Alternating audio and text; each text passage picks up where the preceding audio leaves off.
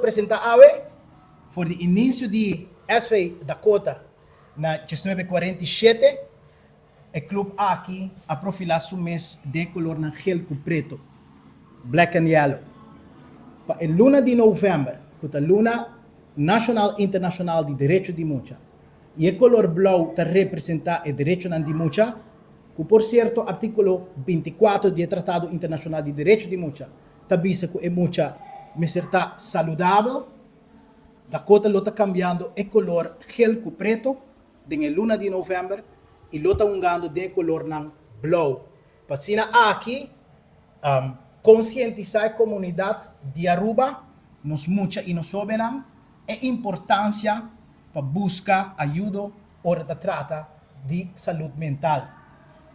Nós de Tresum está sinamente contento de porta participar da campanha aqui. Nós quero agradecer NV Elmar, nós quero agradecer SV Dakota e nós quero agradecer também a AVB, porque nós sabemos que o deporte está sendo importante para muita jovem e em seu desenvolvimento.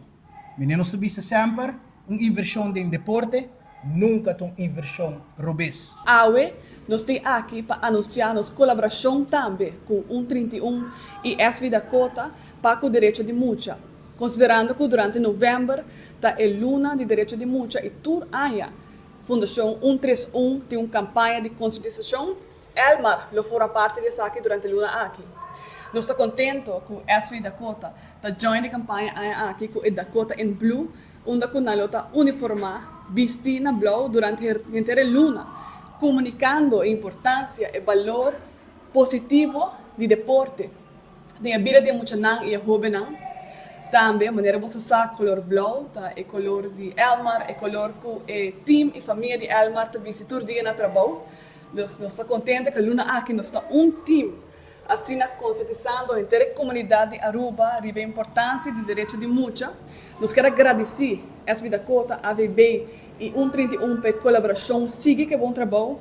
E no mesmo momento também nós queremos invitar a comunidade de Aruba a participar da campanha aqui, a missão para Derecho di Mucha. Para nós de SV Dakota, junto com todos os partners, nós estamos somente contentes de formar parte do projeto para a conscientização de saúde mental para o que é a luna de novembro. Tanto para de gente mulher, gente homem, nós escutamos dados que estão por a Fundacion 131 e para nós está mais com prazer de formar parte e para algo, primeiro viagem da nossa história, nós cambia nosso color que está ancrado em nossas condições de SV Dakota, que é o color black and yellow, e nós estamos jogando, mandamos por mira, no momento que aqui acaba, e completamente em blue. Dakota, em blue, com duas categorias, tanto divisão honor e também categoria juvenil, U20, lota bezig está jogando bom de color blauw, que está representar o color de saúde mental seguro para a luna aqui.